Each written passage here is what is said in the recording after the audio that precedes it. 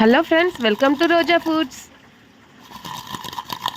ఈరోజు మనం చూడబోయేది ఎంతో క్రిస్పీ అండ్ జ్యూసీ అయిన popcorn chicken. First half KG చికెన్ని మంచిగా క్లీన్ చేసుకుని క్యూబ్స్లా కట్ చేసి పక్కన పెట్టుకోవాలి.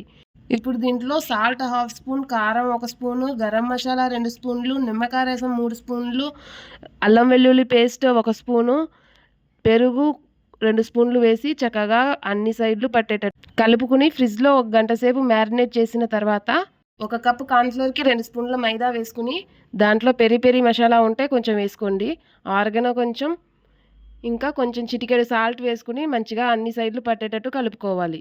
ఇప్పుడు మనం మ్యారినేట్ చేసిన చికెన్ పీసెస్ని ఒకదాని తర్వాత ఒకటి వేసుకుని అన్ని సైడ్లు పిండి కోట్ అయ్యేటట్టు చూసుకోవాలి.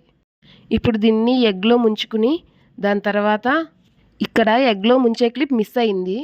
ఇప్పుడు ఎగ్లో ముంచిన తర్వాత ఒకదాని తర్వాత ఒకదాన్ని బ్రెడ్ క్రమ్స్లో ముంచి అన్ని సైడ్ కోట్ అయ్యేటట్టు చూసుకోవాలి. ఇప్పుడు ఆయిల్లో వేసి మంచి గోల్డెన్ బ్రౌన్ వచ్చేటప్పుడు తీసేస్తే మన crispy and juicy popcorn chicken ready.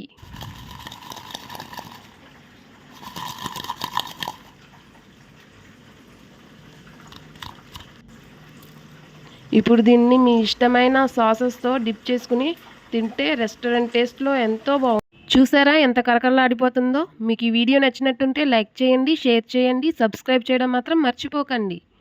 మళ్ళీ ఇంకో వీడియోలో కలుద్దాం.